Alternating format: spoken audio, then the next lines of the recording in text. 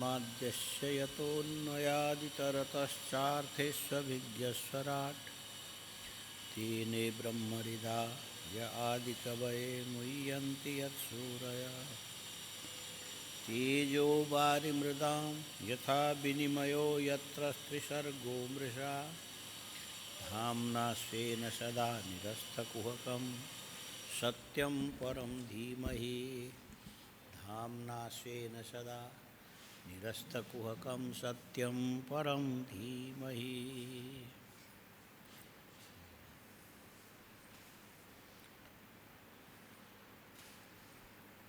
तीसरे के छठे अध्याय का 12वां श्लोक है। अब यहाँ से विराट के अवयव में धीरेन्द्र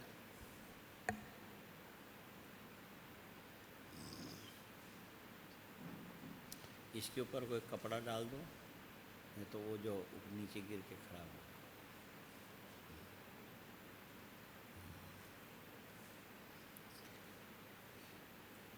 अब आया उस विराट पुरुष ने तपस्या किया। उस तपस्या के बल से विराट पुरुष के शरीर के अंदर अलग अलग देवताओं ने अपना अपना स्थान बना लिया, जगह बना ली। यहाँ विराट शब्द से और कोई चीज़ नहीं है, नारायणी ही विराट है, ये पक्का है। तो सबसे पहले जगह किसने बनाई? तस्याग्निरास्यम निर्भिन्नम लोकपालो विशत पदम। सबसे पहले अग्नि ने विराट पुरुष के शरीर के अंदर मुख में स्थान बनाया। मुख में, इसीलिए ये जो हाथ है ना, हाथ के हथेली में कोई बाल नहीं होते हैं। हाँ, देख लो, नहीं होते हैं। और ओठ के नीचे जीभ के अंदर भी कोई बाल नहीं होते हैं। यदि इस पे बाल हो, बढ़ने वाला हो, तो खाते समय अंदर जाके उलझ जाएगा। और चेहरे के अमुक हिस्से में बाल नहीं रहता है, कुछ कुछ जगह भले हो। तो ये कहाँ कहाँ पर ये लोम इत्यादि लुप्त हो गए और कहाँ कहाँ पर बना हुआ। जहाँ अग्नि ने परस्पर अंगों का घर्षण कराया, ऐसा हाथ यूं करने से अग्नि के प्रभाव से इसके अंदर के रोमावली नष्ट हो गए। और जीव के अंदर भी यही बात हुई। मुख तो अग्नि का स्थान है, हाँ? मुख अग्नि का स्थान। तस्याग्निरास्यम निर्भिन्नम। विराट पुरुष का पहले मुंह बंद था, और अग्नि के प्रविष्ट होने के बाद ये मुख और मसूड़े और ये ओठ इत्यादि खुल गए। यह अग्नि से हुआ। निर्भिन्नम लोकपालो, और अपने द्वारा बनाई गई उस जगह में अग्नि देवता बैठ गए। विशत पदम स्थानम। पदम शब्द का अर्थ करना स्थानम। मुख को अपना निवास स्थान बना करके विराट पुरुष के मुख में भगवान अग्नि बैठ गए। बैठ के क्या किया? अग्नि ने बैठ करके यहाँ पर बाचा, देखो श्लोक पढ़ो। तस्याग्नि रास्यम, आस्यम माने मुखम, तस्य विराट पुरुषस्य अग्नि आस्यम मुखम निर्भिन्नम। अग्नि ने गोल मटोल से चेहरे के अंदर मुंह का हिस्सा खोला और खुली हुई जगह में जाकर के अग्नि बैठ गए। और वहां बैठ के उन्होंने काम क्या किया? वाचा स्वांशेन वक्तव्यम व्ययासौ प्रतिपद्यते। उन्होंने अपने अंश से जीव को साथ में लेकर के और अपनी तेज से सरस्वती नाड़ी को संचालित करके सबसे पहले अग्नि ने वाणी को उत्पन्न किया। इसीलिए वाणी के अधिष्ठात्री देवता है अग्नि। हाँ, कर्मेंद्रियों में इसी ढंग से नाम लेना, वाक, पाणी, पाद, अपायु, उपस्थ, ये कर्मेंद्रियां हैं। तो इसमें सबसे पहला नाम किसका आया? वाणी का। हाँ, वाक सबसे पहले वाणी, पाणी नहीं बोलो, वाणी। वाणी का संक्षिप्त नाम है वाक। तो इसके जो देवता है अधिष्ठात्री देवता, ये अग्नि है। अग्नि ने विराट के मुख में प्रविष्ट होकर के वाणी के द्वारा वक्तव्यम ययासौ प्रतिपद्यते, जो जैसा बोलना चाहिए इस काम को अग्नि देवता ने संपादित किया। और ये अग्नि जब कमज़ोर पड़ते, अवस्था से, रोग से, आयु पूरी होने पर, तो सबसे पहले यदि विकृति आएगी तो वाणी में आएगी। इसीलिए लोग ये देखते हैं कि आप कुछ बोल के बताओ ठीक हो, तो स्पष्ट शब्द यदि उच्चारण किया तो लोग मान लेते हैं कि अभी इसके शरीर में, मुख में अग्नि की निवास है। अग्नि अधिष्ठित इंद्रिय जो बाघ इंद्रिय सही तरीके से काम कर रहा है। और ये सही तरीके से काम कर रहा का मतलब इसकी चेतना अभी जागृत है। इसकी चेतना अभी, इसीलिए वाणी के द्वारा वक्तव्यम ययासौ प्रतिपद्यते, जो बोलना चाहिए, जिस अर्थ को अभिव्यक्त करना चाहिए, ये जो अर्थाभिव्यक्ति में अग्नि देवता ने सबसे पहले विराट पुरुष से प्रारंभ किया। ये बाघ इंद्रिय की सृजना की। वाचा स्वशक्त्या वाचा सहा विशद असौ जीव वक्तव्यम प्रतिपद्यते। इसी अग्नि के माध्यम से ही ये जो जीवात्मा है अपने शरीर के अंदर जो कुछ भी भाव अभिव्यक्त करने के लिए बोलना चाहता है, यह अग्नि से ही होता है। प्रतिपद्यते। अब इसके बाद लोकपाल में एक है अग्नि। बोलो, लोकपाल में, लोकपाल शब्द का अर्थ क्या है? लोकान लिखो, पालयति रक्षयति इति लोकपालः।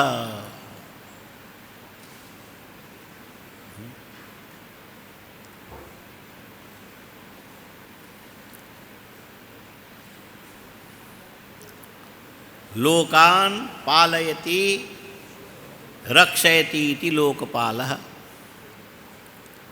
अग्नि के द्वारा वाणी, वाणी के द्वारा भावाभिव्यक्ति, भावाभिव्यक्ति के द्वारा व्यक्ति अपने अपने अभिलषित इच्छाओं को पूर्ण करने में अग्नि सबसे पहले महत्वपूर्ण काम करता है। इसीलिए सबसे पहला स्थान हो गया अग्नि का। इसलिए अपनी इच्छा पूर्ण करने के लिए अथवा इच्छा को अभिव्यक्त करने के लिए भी वाणी ही तो काम आती है। हाँ, कर्मेंद्रियों में वाणी सर्वप्रधान है और वाणी के द्वारा ही मनुष्य अपने मन के अंदर के सारे भावों को अभिव्यक्त करता है। दूसरा नंबर किसका आया? निर्भिन्नम तालु वरुणो लोकपालो विशद हरे। बोले ये लोकपाल, जीवों का पालन पोषण करने वाले। अग्नि के बाद दूसरा नाम आता है वरुण।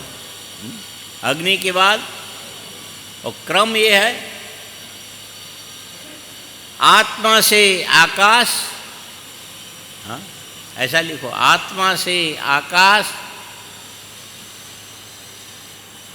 आकाश से वायु, वायु से अग्नि, अग्नि से जल, जल से पृथ्वी। ठीक है। अच्छा, आकाश को आत्मा का लिंग बताया। आकाश आत्मा का लिंग। लिंग माने लीनम अर्थम गमयति इति लिंगम। छिपे हुए अर्थ को, अव्यक्त अर्थ को प्रकट करके दूसरों के बुद्धि में ज्ञान उत्पन्न कर देवे, उसको लिंग बोलते हैं। आकाश का ये काम है कि ये आकाश आत्मज्ञान जिसके हृदय के अंदर नहीं है, स्वयं उसका उपमेय बन करके आकाश मनुष्यों के, जिज्ञासुओं के हृदय के अंदर आकाश की व्यापकता से तुलना करके आत्मा की व्यापकता का आख्यान करता है। इसीलिए आकाश को आत्मलिंग ऐसा शब्द पीछे प्रयोग में आया। आकाश क्या चीज़ है? ये आत्मलिंग है। और दूसरी बात ये है, शरीर में जो जीवात्मा व्यक्त होता है वो हृदयाकाश में होता है, और हृदय रूपी आकाश के अंदर जो चेतना है, आकाश और चैतन्य में दोनों में सूक्ष्मता है। ये कैसा है? घी दिखाई पड़ेगा, बोलो घी जमा हुआ होगा तो स्पष्ट दिखेगा। जब गरम कढ़ाई के अंदर घी डालोगे तो पिघल जाता है, और पिघलने पर जब घी उबलने लग जाए, उबलने का मतलब है कि घी के अंदर यदि कदाचित पानी की मात्रा होगा तो ये गर्मी से जल करके भाप बन करके बाहर निकल जाता है। यदि बढ़िया पका हुआ अच्छा घी है, भट्टी में जलाने लायक घी है, पूड़ी तलने के लिए, समोसे तलने के लिए, जलेबी तलने के लिए ये कंपनियां घी अलग ढंग से तैयार करती है। और रोटी में, दाल में, चावल में खाने के लिए जो घी होता है वो डेयरी वाले अलग ढंग से तैयार करते हैं। इसीलिए ये जो दाल में मिला के खाने वाला घी प्राय करके डेयरी का ही होता है। अमुक अमुक डेयरी से जो घी आते हैं ना, वो तुम आराम से खा सकते हो। अमूल डेयरी का घी कच्चा, और पहले तो सागर आदि कई डेयरी आते थे, मदर डेयरी अभी भी आता ही है। ये सीधा तुम चम्मच से लेकर के रोटी में, दाल में मिला के खा सकते हो। ये घी पक्का नहीं होता है। अच्छा, ये जो भट्टी में पूड़ी इत्यादि तलने के लिए टीन के अंदर 15 किलो के हिसाब से जो आता है, ये घी इस ढंग से कंपनी वाले तैयार करते कि इसके अंदर के जो मॉइस्चर का जो अंश है ये काफ़ी कुछ कम किया रहता है, और घट घी का जो अंश है वो ज़्यादा रहता है। इसीलिए भट्टी में वो घी चलता है। कौन? पक्का घी चलता है।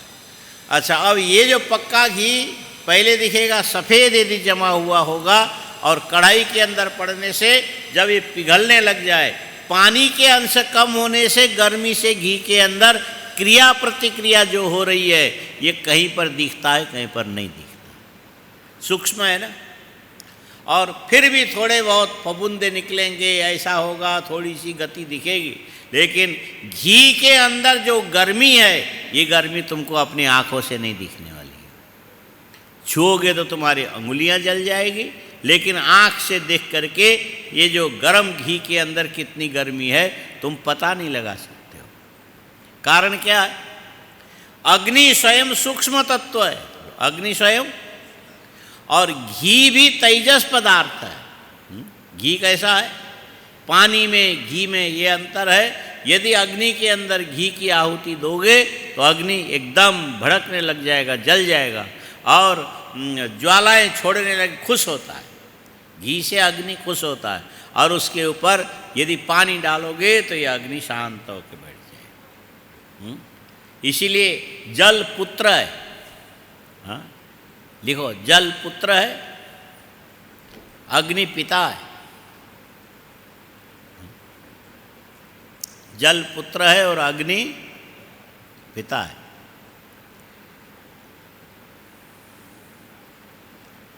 सीधी सी बात है, अग्नि कारण है, जल उसका कार्य है। और कार्य के सामने कारण जो होता है, ये इसको क्या बोलना चाहिए, कार्य के सामने कारण अभिभूत हो जाता है, कुंठित हो जाता है, निष्क्रिय हो जाता है। कार्य के सामने कारण क्या होता है, अभिभूत, निष्क्रिय और कुंठित होता है। और इसका उदाहरण यही है, कोई आदमी तेजस्वी है, प्रखर है, वक्ता है, पद को जानता है, पदार्थ को जानता है, पद पदार्थ के संबंध को जानता है, युक्ति को जानता है, प्रत्युक्ति को जानता है, विमर्श पूर्वक सारी बातों को सामने रखने की पूरी कला किसी व्यक्ति के अंदर होती है।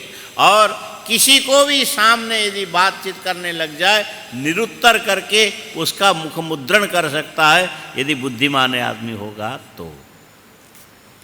उसको देख करके लोग बोलते, इससे वाद विवाद करके कोई फायदा नहीं, इसकी कोई जवाब किसी के पास नहीं, इसकी प्रत्युत्पन्न मति है, ये किसी को भी अपने सवाल से चुप करा सकता है।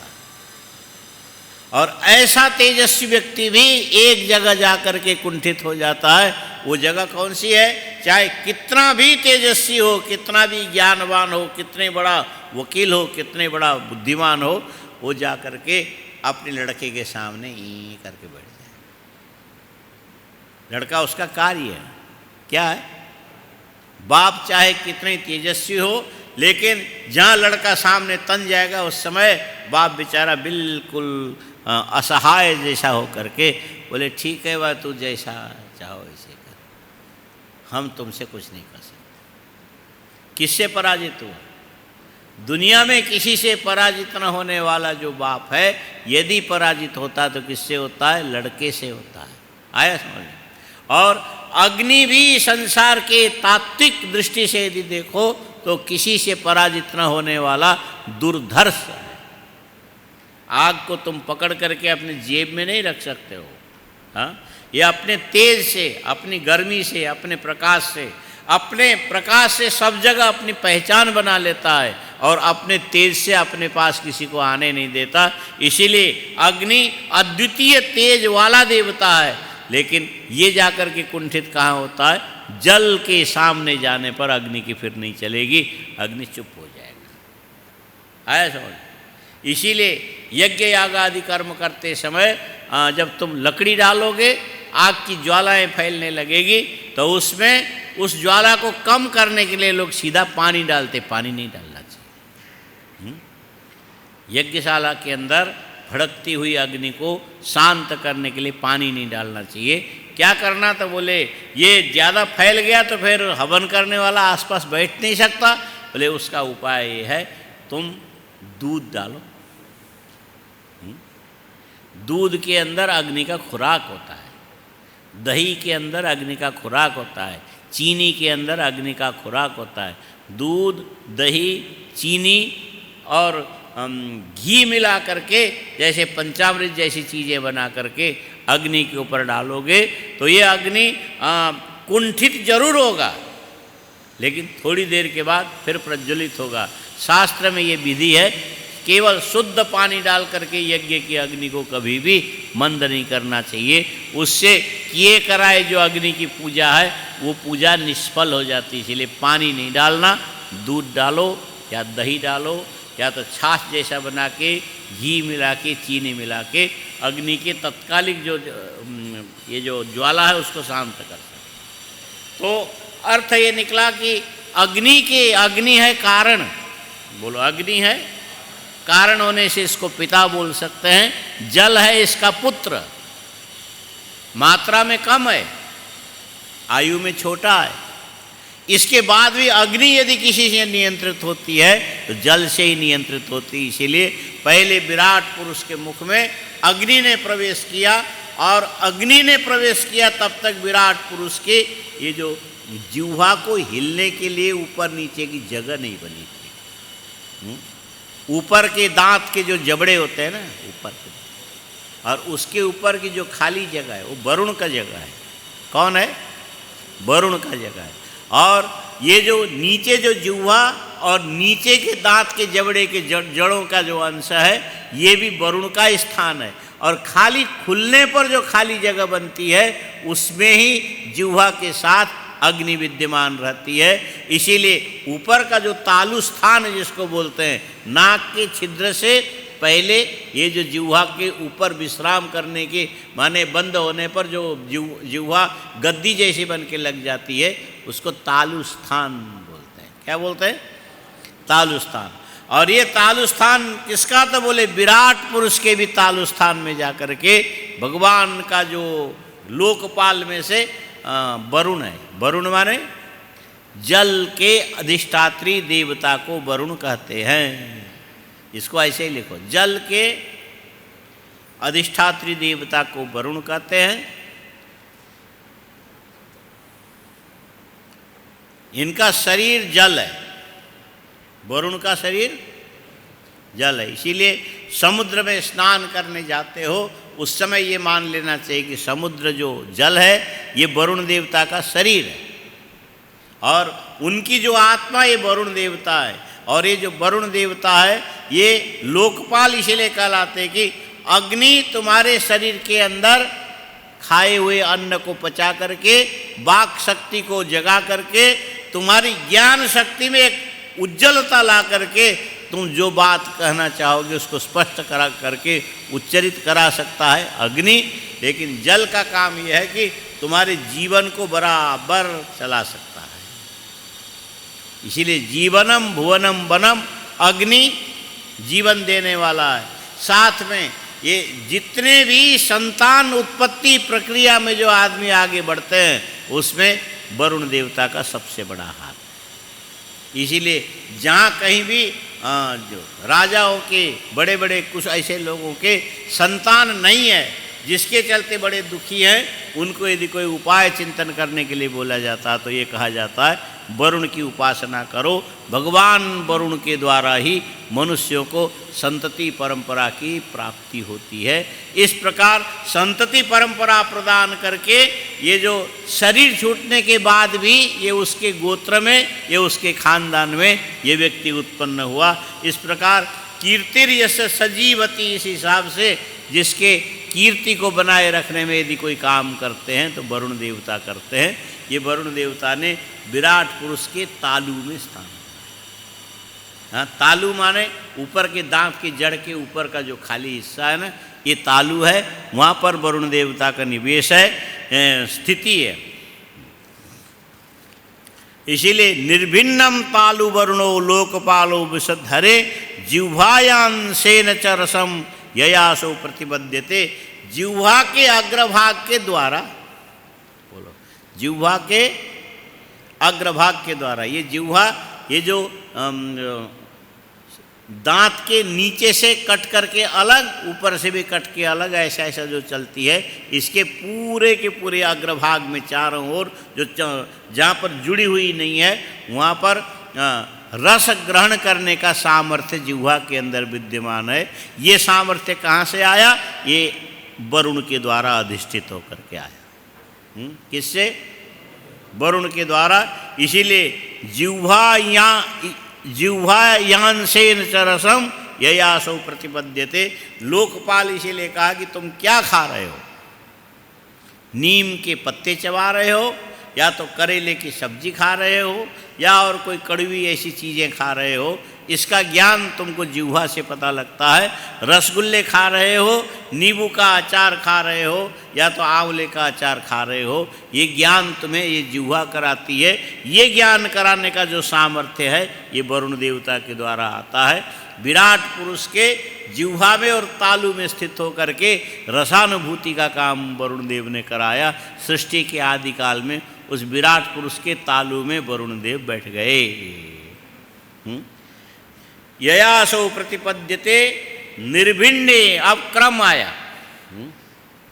सबसे पहले मुख के अंदर दो देवता स्थित हो गए। हाँ, मुख में कौन कौन? मुख में अग्नि, जिससे वाणी की उत्पत्ति होती है, और साथ में जिह्वा में और तालु में वरुण देवता आ गए, जिनके द्वारा रस की अनुभूति की जाती है। तीसरा नंबर किसका आता है? बोले इसमें गंध, गंध ग्रहण करने का जो सामर्थ्य है ये अश्विनी कुमारों का है। ये किसका है? अश्विनी कुमारों का। इसीलिए निर्भिन्ने अश्विनौ नासे विष्टोराविशताम पदम। दो भाई हैं ये, एक अश्विनी और दूसरे कुमार। ये दोनों भिन्न भिन्न, अलग अलग, लेकिन रहते हमेशा साथ में। इसीलिए कई जगह नाम के साथ कुमार शब्द को जोड़ने की परंपरा यहीं से आई। अश्विनी और कुमार दो भाई हैं तो मिला करके एक ही साथ बोल दिया जाता है अश्विनी कुमार। ठीक इसी प्रकार बाद में चल करके लोगों ने कुमार शब्द को इस ढंग से नाम के साथ, एक ही नाम के साथ जोड़ने की परंपरा शुरू।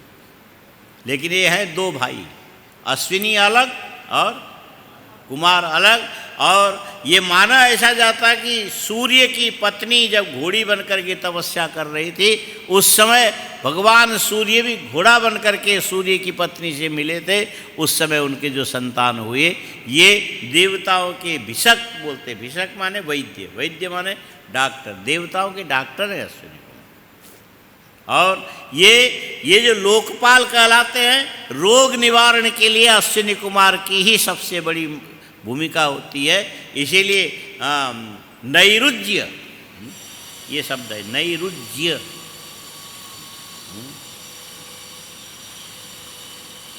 रुजो रोगः, हाँ, रुजो रोग लिखो।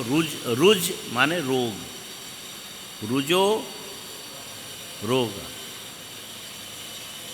निर्गतम, निर्गतो रुज इति निरुज। हाँ, निर्गतो रुज इति निरुज। तस्य भाव नैरुज्यम। अर्थ क्या निकला? रोग रहित होकर के स्थित रहना। रुज माने रोग, वो निकल गया तो रोग रहित होकर के तुम स्थित हो। ये कब हो सकता है? यदि अश्विनी कुमार तुम्हारे ऊपर प्रसन्न है तो तुम रोग रहित जीवन यापन कर सकते हो। यदि अश्विनी कुमार तुम्हारे ऊपर प्रसन्न नहीं है तो तुम्हारा शरीर अनेक प्रकार के रोगों से ग्रस्त हो जाता है। इसीलिए रोग निवारण के लिए अश्विनी कुमारों का ध्यान दिया जाता। ये जो शुक्ल यजुर्वेद के मंत्रों का विभाग पूर्वक यदि देखोगे तो उसमें सबसे ज़्यादा जो मंत्र आते हैं इंद्र परक आते हैं। सबसे ज़्यादा क्या आएंगे? इंद्र। क्योंकि ये जो इंद्र है हाथ के अधिष्ठात्री देवता है। विराट पुरुष जो पहले ब्रह्मांड के रूप में जल के अंदर पड़ा हुआ था, उसके हाथ और शरीर अलग अलग नहीं थे। जब देवराज इंद्र में इसी में आगे आएगा कि इंद्र ने विराट के शरीर से विराट के हाथों को अलग करके 5-10 अंगुलियों के साथ उस हाथ को संचालित करने के लिए देवराज इंद्र बैठ गए।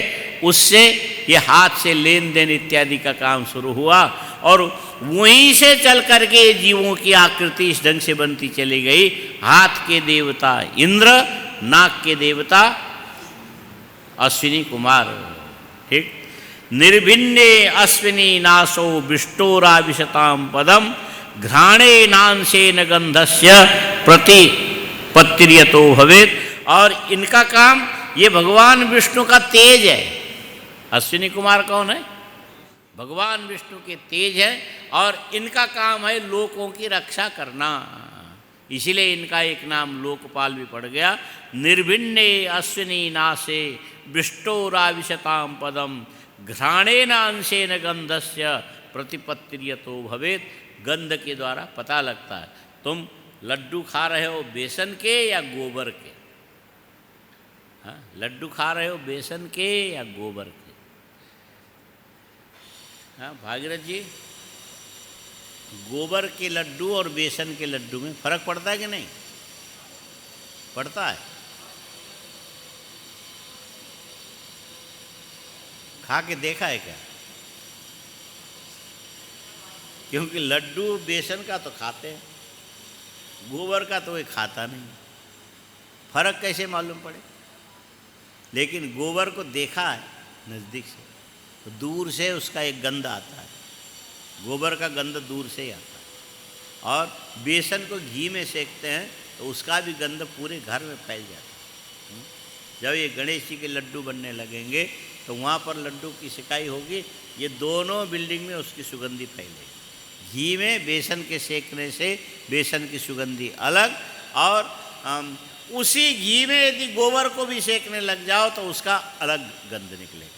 गंध आएगा जरूर, लेकिन बेसन और घी के जलने से जैसा गंध आना चाहिए, इस ढंग का गंध गोबर और घी में नहीं आएगा। और ये पता कौन करता है? ये आँख से देखने से मालूम नहीं पड़ेगा। वहाँ तो गोबर में तुम रंग भी डालोगे, केसर भी डालोगे, पता नहीं क्या क्या मिला करके लड्डू का आकार तो बढ़िया बना के दे दोगे, लेकिन खाने से पहले ही गंध के रूप में ये नाकपन बता देगा कि ये खाने लायक नहीं। अच्छा, ये काम कौन करता? तो ये लोकपाल अश्विनी कुमार करते, इसीलिए विराट के नाक में आकर के बैठ गए। वहाँ से लेकर के जितने भी शरीरधारी प्राणी है, सबके नाक में यदि कोई चीज़ है तो अश्विनी कुमार है। ये बता देते हैं ये तुम्हें खाने लायक है, ये तुम्हें खाने लायक नहीं है। गाय के घास के ढेर के अंदर एक पत्ता यदि जहरीला होगा तो गाय पूरे के पूरे घास को ही छोड़ देती है, नहीं खाएगी, इधर मुंह कर ले। कैसे पता लगा? देखने से मालूम पड़ा, उसको नाक से पता लगता है। यदि कुत्ते को ऐसा मालूम पड़ जाए कि उसके खाने में कोई गलत चीज़ है तो वो दूर से सूंघ के वहीं से छोड़ देगा, नहीं खाएगा, इधर मुंह कर लेगा। और बिल्ली भी ऐसे ही करती है, माने नाक से सूंघ करके इनको पता लगता है कि ये चीज़ खाने योग्य है और ये खाने योग्य नहीं है। ये तो कई जगह, ये जो जमुना में बाढ़ आया ना, तो पहले भी थोड़े बहुत आया था, हम लोग वहीं थे, तो वजीराबाद हम लोग घूमने जाते थे, तो जहाँ सड़क के नीचे पूरी यमुना आ गई थी, तो पूरी यमुना आने से जो ज़मीन के नीचे बिल में घुसे पड़े रहने वाले जो सांप है, पानी ज़्यादा होने से वो निकल के बाहर आए। सांप, सभी सांप उभयजीवी नहीं होते हैं, जलजीवी सांप अलग होता है और स्थलजीवी सांप अलग होता है। स्थलजीवी जो सांप है, एक बार श्वास ले करके 5-7 मिनट तक पानी के अंदर रह सकता है, लेकिन उसको श्वास लेने के लिए ऊपर मुंह करना ही पड़ता है, ये जो सांप को। अच्छा, नीचे से निकल के जैसे बाहर आने लगे, वहाँ पर जाटों के, ग्वालों के, जो गायों के गोबर जहाँ ढेर लगा के रखा होता, जहाँ कच्चा गोबर पानी के अंदर बहता हुआ सा दिखाई पड़े, सांप उसमें से रास्ता काट करके ऐसा निकलता। कौन बताता? गोबर सांप के लिए अनुकूल नहीं होता है। हाँ, गोबर, दो चीज़ें हैं जिसके आसपास में सांप नहीं जाते हैं। एक है नागफनी के कांटे, देखा है? हाँ, ऐसा पेड़ होता है, उसके इधर भी कांटा इधर भी कांटा, दोनों ओर कांटे होते, तीखे कांटे होते, बिल्कुल नोक जैसा पतला होगा ऐसे ऊपर तक, और यदि शरीर के अंदर चुभ गया तो तुम जैसे जैसे हिलाओगे ऐसे अंदर घुसता चला जाएगा, बाहर नहीं आएगा। नागफनी के कांटे, और ये कांटा यदि सांप के शरीर के अंदर घुस गया तो सांप इसका इलाज कर नहीं सकता, मर जाएगा। इसीलिए जहाँ घरों में पहले सांप ना आने पाए उसके लिए नागफनी के पेड़ लगा दिया जाता था, जिससे कि सांप का आना जाना रुक जाए। दो जगह नागफनी के पेड़ के अंदर से गंध निकलता है जो नाग को बहुत दूर से पता लगता है, इसीलिए सर्प कभी उसके आसपास में जाते नहीं, और सूंघ करके मालूम पड़ता है कि ये हमारे लिए खाद्य है, ये हमारे लिए खाद्य नहीं है। यदि चूहा होगा तो सांप उसको पकड़ने के लिए पूरी जोर लगा करके जाएगा, लेकिन सुसुंदर यदि होगा तो सांप वहाँ से थोड़ा सा हट जाए, और सुसुंदर उसको देख के मुँह छिड़ाता। कारण क्या है? सुसुंदर के शरीर से निकलने वाला जो गंध है वो सांप को पसंद नहीं आता, इसीलिए वहाँ से अलग। यदि खाया सुसुंदर को, यदि सांप ने हजम किया, खाया, तो उसकी आंखें चली जाएगी, इसीलिए नहीं खाता। तो ये चौकीदार के समान काम करने वाले कौन है? अश्विनी कुमार है। नाक में रह करके ये तुम्हारे काम का है, ये तुम्हारे काम का नहीं है, ये बताने वाले अश्विनी कुमार विराट पुरुष के नासिका के अंदर रह करके गंध सुगंध दुर्गंध इत्यादि इष्टानिष्ट के बोध कराने लगे। निर्भिन्ने अश्विनौ नासे विष्णु ग्राविशतां पदम घ्राणेनांशेन गंधस्य प्रतिपत्तिर्ययो भवेत् निर्भिन्ने अक्षिणी त्वष्टा। निर्भिन्ने अक्षिणी त्वष्टा। त्वष्टा नाम के प्रजापति हुए। त्वष्टा नाम के प्रजापति।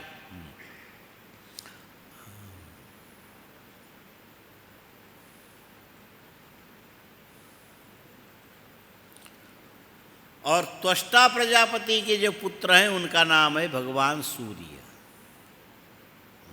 त्वाष्ट्र ऐसा बोलते गए, लेकिन उसको यहाँ पर त्वष्टा ही बोल दिया सीधे। तो सूर्य भगवान ने, लोकपाल कौन? सूर्य भगवान ने विराट पुरुष के इससे पहले आँखों की आकृति नहीं थी, पूरा बंद था।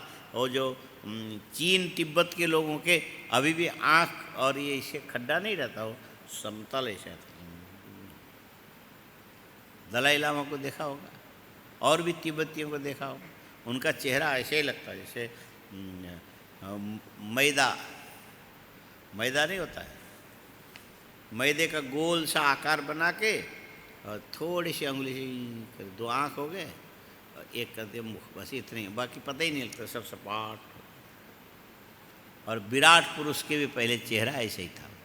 और भगवान सूर्य ने आकर के आँख में जगह बनाई, इसीलिए आँखें खुल गई, पलकें खुल गई सूर्य के प्रविष्ट होने से। इसलिए निर्भिन्ने अक्षिणी त्वष्टा लोकपालो विशद विभो चक्षुषांशेन रूपाणाम प्रतिपत्तिर्ययो भवेत्। ये आँख चक्षु रूपी इंद्रिय के अंश से भगवान सूर्य ने विराट के आँख प्रदेश में अपने लिए जगह बनाई और उसी आँख चक्षु रूपी इंद्रियों के द्वारा भगवान सूर्य उस विराट के आँखों से पूरे संसार के रूप की प्रतिपत्ति करता है। प्रतिपत्ति नाम ज्ञान। प्रतिपत्ति माने जहाँ जहाँ प्रतिपत्ति आया वहाँ पर ज्ञान ले लेना। जैसे यथासो प्रतिपद्यते प्रतिपत्तिर्ययो भवेत् प्रतिपत्तिर्यतो भवेत् जो आया है, प्रतिपत्ति नाम ज्ञानम। जहाँ ये शब्द आवे हमेशा के लिए याद रखना, प्रतिपत्ति माने ज्ञान। प्रतिपत्ति तिर्ज्ञानम।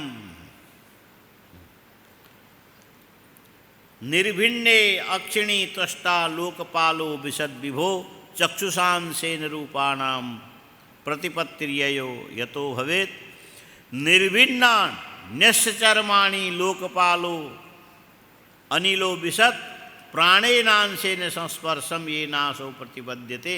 और उस विराट शरीर के अंदर, विराट परमात्मा के शरीर के अंदर वायु देवता ने प्रवेश किया।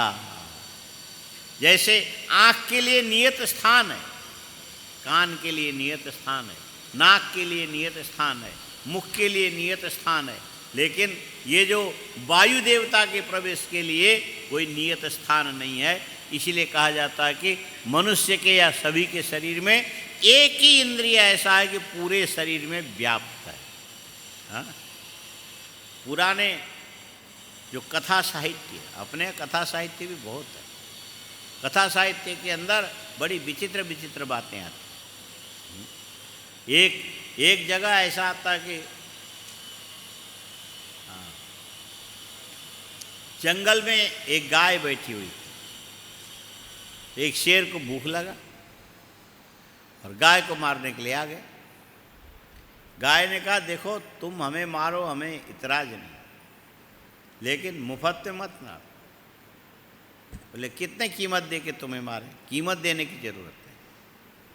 तो गाय ने कहा, जो एक ककुद्म होता है ना, कंधे के ऊपर एक ऊंचा जूड़ा सा बना हुआ गाय, बोले इसमें जितने ऊंचाई में एक ककुद्म बना हुआ है उतने में हमारे ऊपर कितने बाल हैं, तुम उसकी गिनती करो, गिनती करके सही सही बता दो, तुम हमको मार के खा जाओ। शेर ने कहा ठीक है, तू तैयार है? बोले हाँ। तो गाय बैठ गई। अब जैसे गिनती करने लगे बाल, 1 2 3 ऐसे ऐसे करके, लेकिन गाय के त्वगिंद्रिय उसके बालों तक फैला हुआ रहता है। एक दूरी तक गिनती करने के बाद वो ऐसे ऐसे करके बालों को हिला देगा। ये गायों में ये क्षमता है। हाँ, ये जो अपने शरीर के अंगों को ऐसा इस ढंग से हिला देती है कि वो जो तुम गिनते गिनते भूल जाओगे, फिर शुरू करोगे, फिर एक जगह घुमा देगी, फिर शुरू करोगे, फिर तो वो पूरी रात ऐसे गिनता रहा लेकिन पूरा नहीं कर पाया तो गाय बच गई। ऐसे कथा साहित्य में काल्पनिक होगा, लेकिन यहाँ पर ये बताना है कि जो त्वगिंद्रिय नाम का जो इंद्रिय है ये केवल एक जगह नहीं है। ये पैर के तलवे से लेकर के सिर पर्यंत कोई ऐसी जगह नहीं है जहाँ पर त्वगिंद्रिय विद्यमान न हो। इसीलिए रोमावली में छिद्र बना के, विराट पुरुष में पहले रोमावली नहीं थी, विराट पुरुष में पहले रोमावली नहीं थी। इसीलिए अंडज जो प्राणी होते हैं उसके ऊपर के जो छिलके हैं उसमें कोई बाल नहीं होता है। जब परिपक्व होकर के अंदर का बच्चा, जब वो अंडा फूट जाए उसके अंदर से निकलने वाले बच्चे में बाल दिखाई पड़ते हैं, लेकिन ऊपर बाल होता नहीं है। और स्पर्श संवेदना भी वो ऊपर के जो अंडे के ऊपर के छिलके में नहीं होता है, अंदर के बच्चे में स्पर्श संवेदना होती है। और वो स्पर्श संवेदना भी उस समय के बाद उसमें विकसित होता, पहले नहीं होता है। इसीलिए लोग ये मानते हैं कि अंडा तो फल जैसा ही है, खा जाते हैं, लेकिन वो केवल फल जैसा नहीं है, उसमें आगे बच्चे होने की संभावना है। पहले खा जाओ तो तुम्हारी मर्जी है, न खाओ तो ठीक है, उसके बच्चे बचेंगे। अच्छा, तो रोमावली के माध्यम से ही त्वगिंद्रिय शरीर के अंदर, रोमावली के माध्यम से वायु देवता त्वक बन करके विराट पुरुष के अंदर प्रविष्ट हुआ। उसका काम क्या है? तो काम बताया, निर्भिन्नस्य चर्माणि लोकपालो अनिलो विशत प्राणेन अंशेन संस्पर्शम ययासो येनासो प्रतिपद्यते। प्राण के अंश से सारे शरीर के अंदर व्याप्त होकर के ये त्वगिंद्रिय क्या करता? स्पर्श का ज्ञान करा देता है। ये वायु का काम है। कितने हो गए? मुख में अग्नि, तालु में वरुण, नाक में अश्विनी कुमार, चक्षु में सूर्य, त्वगिंद्रिय में वायु, इतनी चीज़ आए। कर्णावश्य विनिर्भिन्नौ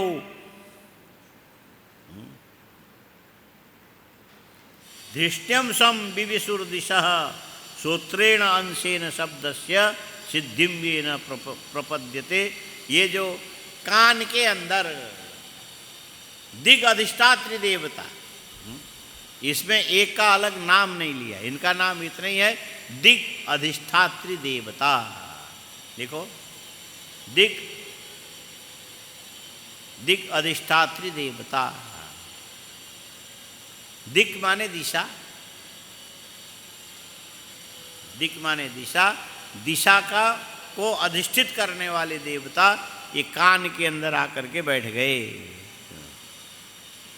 कर्णावश्य विराट पुरुष में जब तक ये जो दिग अधिष्ठात्री देवता आकर के नहीं बैठे तब तक उनका कान का हिस्सा बिल्कुल सपाट था, और इन देवता के आने से ये कान का रूप बन गया। दृष्टम सम विविशुर्दिशा श्रोत्रेण अंशेन शब्दस्य सिद्धिं येन प्रपद्यते।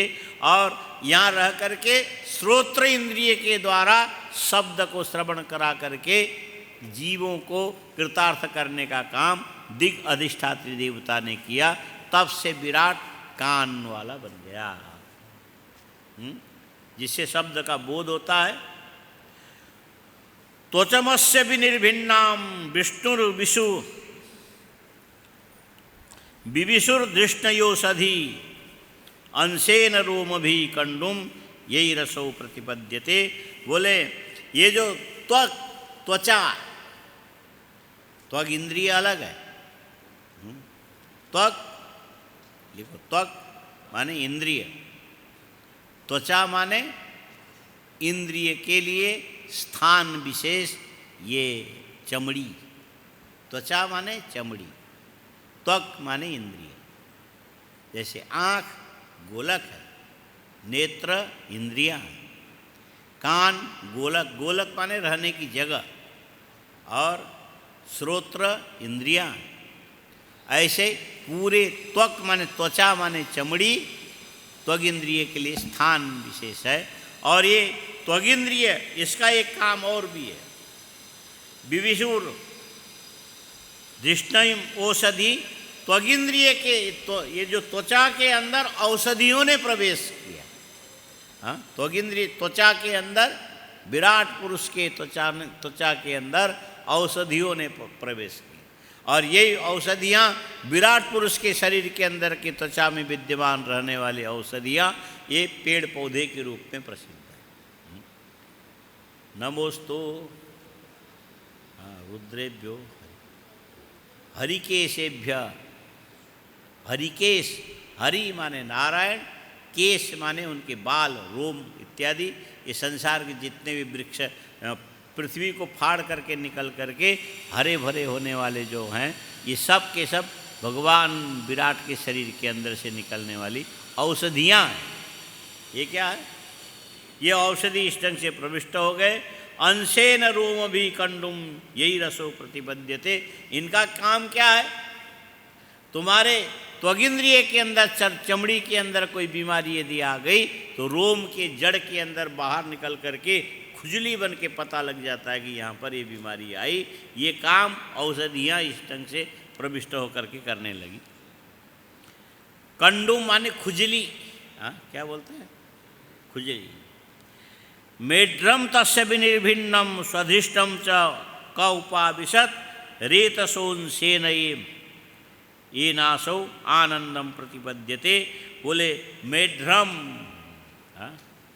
विराट के अंडकोश के अंदर प्रजापति प्रविष्ट हो गए। विराट पुरुष के अंडकोश के अंदर प्रजापति प्रविष्ट हो गए और वहाँ प्रविष्ट होकर के उन्होंने रेतसा अंशेन ये नासो आनंदम प्रतिपद्यते। ये जो वीर्य के द्वारा आनंद की अभिव्यक्ति प्रजापति के द्वारा, ये जो उस कोष के द्वारा होता है। ये शरीर की कोष विशेष, कोष माने स्थान। जैसे नसों के अलग अलग कोशिकाएं, मस्तिष्क के अंदर तो असंख्य कोशिकाएं होती। इसीलिए ये जो शरीर में कमल की कल्पना करते हैं, मूलाधार में 3 दल की कमल, स्वाधिष्ठान में 4 दल की कमल, मणिपुर में 6 दल की कमल और हृदय में 8 दल। 6, मणिपुर में 8 और हृदय में 12। मणिपुर में 10, हृदय में 12 और यहाँ कंठ में 16 और यहाँ पर 2.5। और मस्तिष्क के अंदर जो कमल है उसकी कमल के बोलते हैं कि 1000 उसकी अलग अलग कोशिकाएं। 1000 वहाँ पर उपलक्षित नाम है। वास्तव में हृदय के अंदर इतनी सारी कोशिकाएं अनंत, 1000 संख्या वहाँ पर अनंतवाचक है। 1000 संख्या किसके लिए है? अनंतवाचक है। इतनी कोशिकाओं के द्वारा संसार में जितने भी वस्तु विशेष का ज्ञान होता है उसमें सबसे पहले स्पंदित होने वाली कोशिका हमारे मस्तिष्क में है। मस्तिष्क में वो कोशिका स्पंदित होगी, उसके बाद वहाँ से फिर प्रेरणा मिलेगा नसों को। वहाँ से फिर यदि तुम्हारे पैर में कहीं पर खुजली हो रही तो यहाँ पहले स्पंदन होगा, यहाँ स्पंदन के बाद बुद्धि में ज्ञान होगा, ज्ञान के बाद यहाँ से प्रेरणा मिलेगी, प्रेरणा मिलेगी तो ये हाथ जा कर के कहाँ पर खुजली हो रही है। ये इस प्रकार कोशिकाओं के जो अलग अलग जो संख्याएं हैं इसको लेकर के मस्तिष्क में 1000 कोशिकाएं, 1000 माने असंख्य कोशिकाएं ऐसा माना गया। इस ढंग से शरीर के अंदर मेढ्रम तस्य विनिर्भिन्नम स्वधिष्टम का उपाविशत रेतसांसेन ये नासो आनंदम प्रतिपद्यते। ये जो मेढ्र माने अंडकोश, उसमें प्रजापति वीर्य के साथ प्रविष्ट होकर के प्राणियों को आनंद की अनुभूति कराने लगे। विराट में ऐसा हुआ। गुदम पुंसो विनिर्भिन्नम मित्रो लोके साविशत। मित्र और निरिति, एक ही के दो नाम। हाँ, ऐसे तो सूर्य को भी एक महीने में जाके सूर्य का नाम मित्र पड़ता है। हाँ, सूर्य का 12 नाम की लिस्ट जब पढ़ोगे उस पर कौन से महीने के जो होते हैं सूर्य मित्र कहलाते हैं। और सच पूछो तो ये जो मित्र नाम के जो देवता, ये मल विसर्जन इंद्रिय के अंदर जा कर के बैठे, इनका नाम पड़ गया निरीति। और लोकेश आविशत पायुर नानसे ने नासो विसर्ग, इनका काम यह है कि शरीर के अंदर अनावश्यक जो पदार्थ है उसको निकाल के बाहर करना। हाँ, मल निस्सारणम, ये काम मित्र नाम के देवताओं के द्वारा हुआ। हस्तावश्य विनिर्भिन्नम इंद्र स्वरपतिराविशत, और उस विराट पुरुष के पूरा शरीर में हाथ का हिस्सा अलग था नहीं, एक ही लंबा चौड़ा था, और उस पे से इंद्र देवता प्रविष्ट होकर के विराट पुरुष के दोनों हाथ अलग कर दिया। और उससे वार्तयांशेन पुरुषो यया वृत्तिम प्रपद्यते, बोले वार्ता, वार्ता माने वृत्ति, वृत्ति माने स्थिति। हाथ किस काम के लिए है? हाथ ये काम के लिए है कि एक मुख है। हाँ बोलो, तुम लोगों का मुख एक है कि कई है? मुख एक ही है। एक मुख से भी इतना बोलते हो, इतना बोलते हो, छूट मिले तो हल्ला मचा कर। और खाना तो आदमी उतना ही खाता है जितना खा सकता है, मुख से उतने तो खाएगा। और ये मुख से खाने के लिए, जीवन को बनाए रखने के लिए, बोले कमाने वाले हाथ कितने? तो बोले दो। दो हाथ से कमाओ, एक हाथ से खाओ, एक हाथ से दो, इससे तुम्हारा जीवन चलेगा। लेना और देना दोनों ही चाहिए। हाँ बोलो भागीरथ जी, क्या होना चाहिए? हाँ, दुकान में बैठोगे, किसी से तुम्हें लेना भी पड़ेगा, किसी को तुम्हें देना भी पड़ेगा। लेने देने के बीच में जो मार्जिन जो बचता है वही तुम्हारी कमाई है। और इसी कमाई को यहाँ पर वार्ता शब्द, वार्तयांशेन पुरुषो ये आवृत्तिम प्रपद्यते, इसी के द्वारा मनुष्य क्या करता है कि कमा करके अपनी व्यवस्था बनाता है। हाँ, हाथ कमाने के लिए है। हाथ किसके लिए है? कमाने के लिए है। ये इसमें इंद्र देवता ने विराट के अंदर प्रवेश करके हाथ के द्वारा कमाने की वृत्ति को आगे बढ़ाया। पादावश्य विनिर्भिन्नौ लोकेशो विष्णुराविशत, उस विराट के चरण में, पैर में भगवान विष्णु प्रविष्ट हो गए। भगवान विष्णु का मतलब वामन। कौन? पैर के अधिष्ठात्री देवता वामन है। हाथ के देवता इंद्र, पैर के देवता वामन। वामन ने प्रवेश करके क्या किया? स्वरपतिरा लोकेशो विष्णुराविशत गत्या स्वांशेन पुरुषो यया प्राप्तिम प्रपद्यते। इनका काम यह है कि व्यक्ति को एक जगह से दूसरे जगह पहुंचाने का काम ये पैर रूपी इंद्रियों के द्वारा भगवान विष्णु करते हैं। ठीक है, इसीलिए पैर, मनुष्य के पैर में विष्णु, बोलो मनुष्य के पैर में विष्णु, हाथ में इंद्र, वाणी में अग्नि, नाक में अश्विनी कुमार, आँखों में सूर्य, कान में दिग्अधिष्ठात्री देवता, और मेढ्र में प्रजापति, मल विसर्जन इंद्रिय में निरीति। इस प्रकार सारे इंद्रियों के अलग अलग जगह में इतने सारे देवता मिलकर के जिह्वा में वरुण, जिह्वा में, बाक में अग्नि और जिह्वा में वरुण, इतने सारे देवता मिलकर के तुम्हारे जीवन को संचालित करते हैं। हम ऊपर से खामोखाम मान के बैठते कि हम बड़े भारी बुद्धिमान हैं, बहुत सारे काम कर सकते हैं। इन देवताओं की मदद के बिना तुम्हारा काम कभी हो नहीं सकता। इसीलिए तुम चाहे धर्मनिरपेक्ष बनो, चाहे धर्म सापेक्ष बनो, यहाँ तो देवताओं के आश्रय के बिना तुम्हारा काम ही नहीं चलेगा। जीवन यदि है तो देवताओं से है, अन्यथा ये जीवन नहीं है, अधूरा है। ये जीवन कैसा अधूरा रहेगा। तो बुद्धिम चास्य विनिर्भिन्नाम बागीशो, कोई बोले कि सब जगह देवता है, बुद्धि में तो नहीं है, बुद्धि तो हमारी अपनी है। तुम्हारी काहे को बुद्धि? बुद्धि तुम्हारी नहीं है। हाँ। बुद्धि चास्य विनिर्भिन्नाम बागीशो दृष्टिमा विशत, बोले बुद्धि के अंदर बागीश, बागीश शब्द का अर्थ है यहाँ पर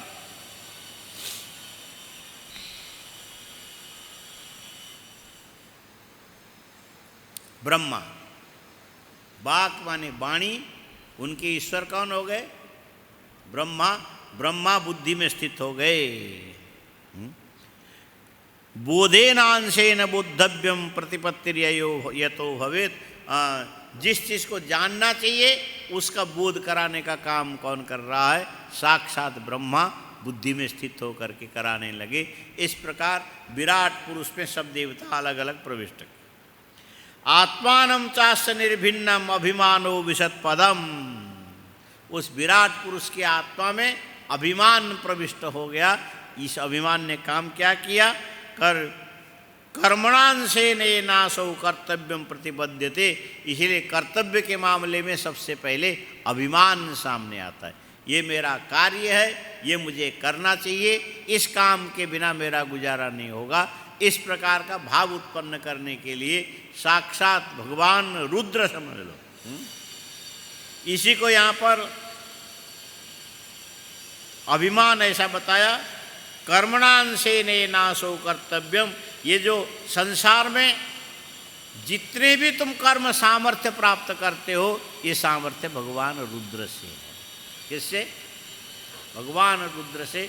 रुद्र यदि प्रसन्न है तुम्हारा कर्म सफल होगा, रुद्र यदि प्रसन्न नहीं है बस बैठ करके आकाश पाताल की बातें करते रहोगे, पूरी दुनिया की निंदा करते रहोगे, हर आदमी की काट करते रहोगे, काम के नाम पर कहोगे कि मेरा बाथरूम गंदा है और जमादार आके उसने साफ नहीं किया।